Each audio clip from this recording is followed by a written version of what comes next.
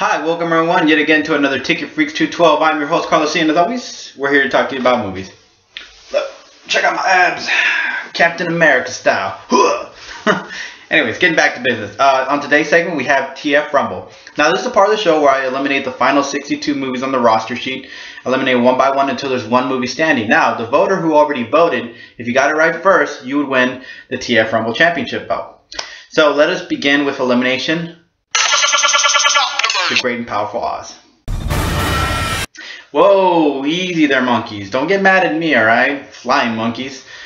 God, look, let me just say something about this movie, the great quality of this movie.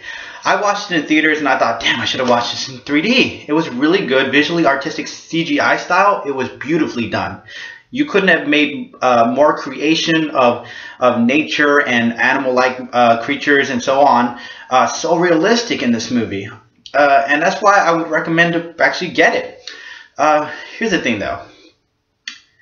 The story was okay. It wasn't the best story in the world. It was eh. The reason why this movie did so well is because of the CGI visual art in it. That's the truth, honestly. The movie itself was okay. It wasn't beautifully like the best movie in the world, but it was okay. The story was okay. To watch this movie, I'd have to see, and the music behind the background was also beautifully done. I'd watch this on a big, huge TV screen and a surround sound system with the lights down, and then I'd watch the artistic visual look of it. But the story itself is okay, and that's the reason why I got eliminated. Up next for elimination, A Bug's Life. Shoe fly, don't bother me. Ah, come on, don't get mad at me, okay? Let me just say this. I love me Pixar's movies, I really do, and I loved A Bug's Life. It was beautifully done, and I really love this movie. Here's the thing about it, though. A movie like this, okay, let me also say good things about this movie. The cartoon-like bugs that were made in here and the story to it, I loved it. It was actually pretty cute, and it was a very wild imagination type of movie. However, a Pixar movie or a Bug's Life movie, for example, is something you want to watch kind of once and then kind of savor it, and you don't want to ruin the essence of it.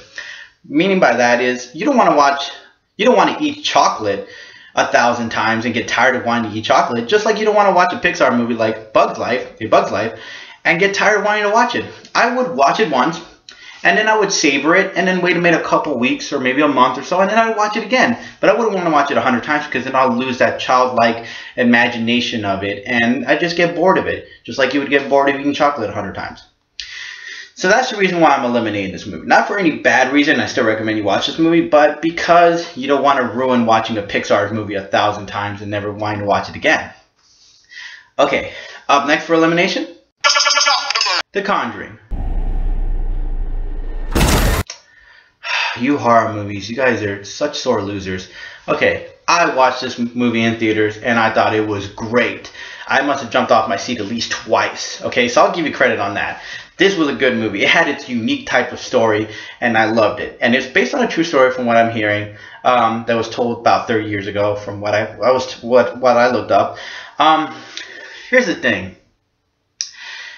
It had its unique style, but it still had some similar storytelling to it that I've seen about 100 times in horror movies. And for that reason, from this year, of the same kind of similar horror story type of story in it that's similar from this past year. So for that reason, I'm eliminating it.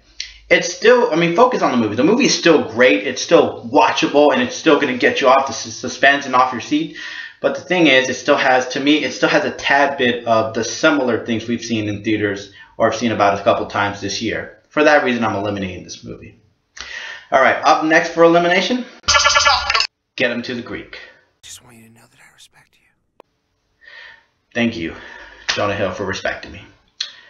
Here's the thing. I had to eliminate your movie, and here's why. This movie was funny. It was actually entertaining. You got to see the next story to Aldous Snow from Forgetting Sarah Marshall now to this one. And you got to see Jonah Hill take a journey, and it was epic. And I loved it. And you got to see some crazy stuff go down. However, pay attention to the movie enough with the humor, and you actually kind of see that this movie has a tad bit of sadness to it. It was funny, but if you paid attention enough, there's a character that is going through some depressing things in the life. It's humorous, but it has that darkness to it. I'm not going to tell you, I recommend you watch it, but it does have some kind of darkness to it with some humor. It has a lot of humor, but still has a darkness towards it. Normally other movies with humor kind of has a little dark, not dark actually, a little sad, but at the same time not too down. But this movie did have more of a darkness to it than the normal movies of comedy. And this is why I had to eliminate this movie. Up next for elimination, Life is Beautiful. I'm so sorry. Yeah, you should watch where you're going. Here's the thing. I love this movie. I really love this movie. It was a heartwarming movie. If I could take a lesson or take something off a page off of love and how to be a father, this would be the movie to give me the advice for it. I thought it was great. It was heartwarming. It made me feel. It made me cry. It sent out a great message. Well, not a very the movie itself and the situation it was in, it was not a good one, but the message itself was very, very beautifully done. That being said, you don't want to watch a movie that makes you feel sad all the time. I'm not saying that this movie makes you feel sad all the time, but it's an emotional, heartwarming movie that's going to make you feel. It's going to make you cry sometimes. I cried a little because honestly it was a really touching movie. But you're not going to, let's talk about normal day life. You're not going to want to go and spend the whole day freaking just feeling sad all the time. That's not the way the world works. You want to feel cheerful. You want to feel delightful. You want to ignore the problems in your life in some cases.